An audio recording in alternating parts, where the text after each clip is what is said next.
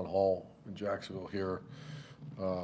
But I appreciate them being here, and we have a saying around here, we're going to own it, and we're going to own it. But I speak on behalf of our players that that was good, that we go up 7-3 or 7-0, and, they're standing behind our defense, helped our defense, and from myself, our staff, and our players, thanks for being there. Don't give up on us. Hang in there with us. We're going to get better. And the one thing about Jacksonville and the 904, go to sleep knowing there's not going to be any group work harder to get this thing flipped. And so I'll answer your questions. Do you feel like you got out-coached today? Out-coached? Oh, I don't know if we got out-coached. Oh, we lost a game. I don't normally. That's a good question. I've been asked that question before. We lost a game.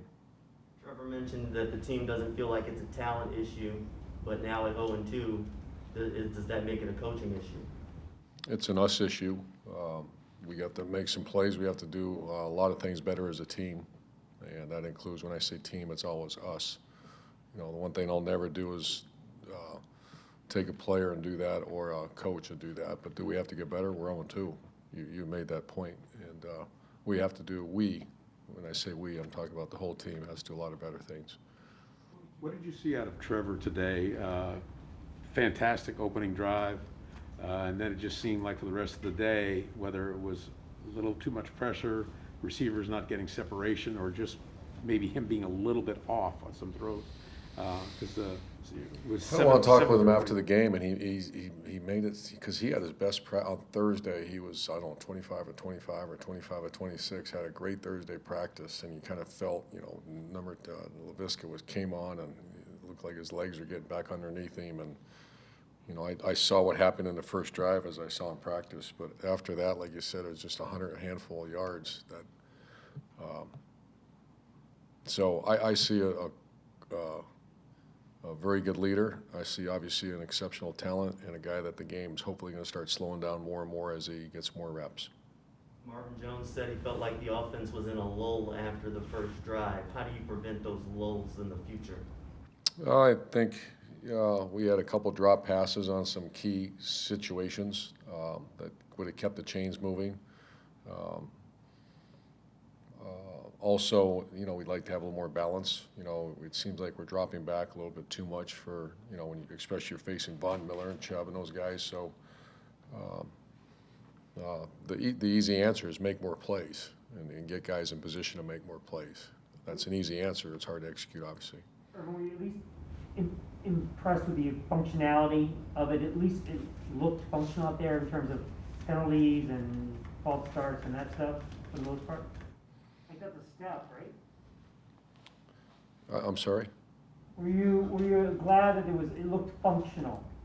Looked functional. In terms of the pre-snap stuff, like the mistakes that you guys made last week. Oh, like substitution issues and all that? Yes, Yeah. all of that stuff, and you didn't have a lot of pre-snap issues.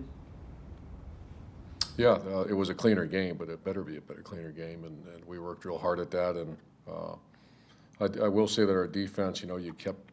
Just if the offense would have made some plays in that late in the first quarter, or if we would hit those field goals, and then late in the second quarter, made a couple more plays because we had decent field position. Just going into halftime would have been a different story if you're coming out. And then obviously they scored right away in the second half. Our defense had some big stops, though. If offense just would have made a few more plays. Concern level for Josh Lambo? Concerned, but I made a comment that the one thing that I admire about him, first of all, he's had a decent career, a very good career, and he works his tail off. I'm not giving up on Josh Lambo. If he didn't work hard, wasn't a professional about everything he does, yeah, I'd have a problem with him. But he's misses some kicks, and he, as a professional, he's going to make those kicks. I have confidence he will. You mentioned needing to be more balanced. Do you need to call more run plays, or is it putting yourself in a position to be able to be more balanced?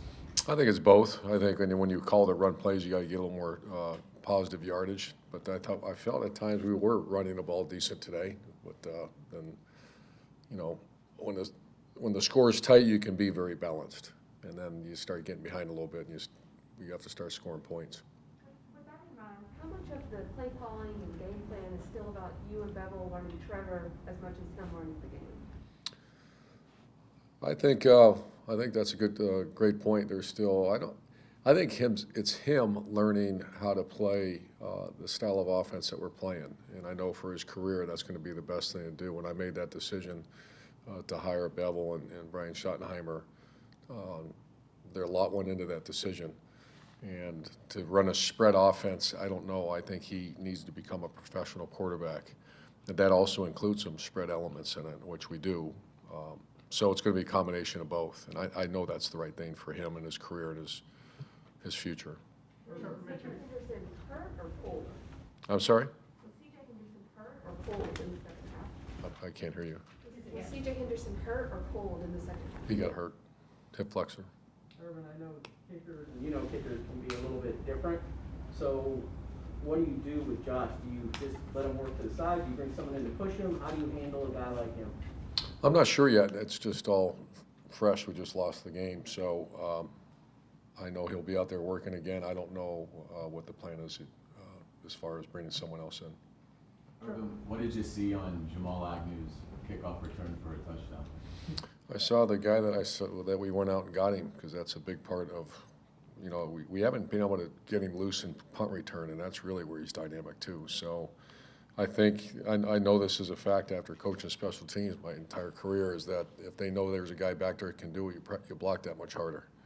And they know he can do it now. It's going to be on tape. And Chappelle did a great job running down the field, leading that block. So that was great. There's a lot of fight in this team. This team's there's 15 games left. And our goal is to have the strongest locker room that you can possibly have. I feel like it's extremely strong right now.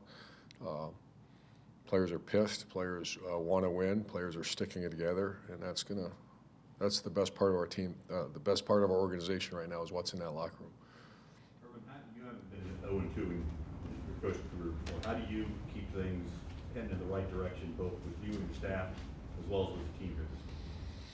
Oh, it's just the loyalty amongst each other, and not let the nonsense start to seep into, I've seen nonsense seep into organizations when you're 2-0, and I've seen it when you're 0-2. I guess I haven't seen it when it's 0-2, but I've seen it when you lose a game. And we can't allow that. And the good thing is I don't see that happening. If I do, I told the players and staff that's the one thing that will not be tolerated with the Jags is nonsense. And I see 0.0 of it. Bunch of good players, good guys, and coaches working their tails off. What was AJ Cam's injury? AJ Cam. his hamstring tightened up. Good, thank you. Thanks, guys.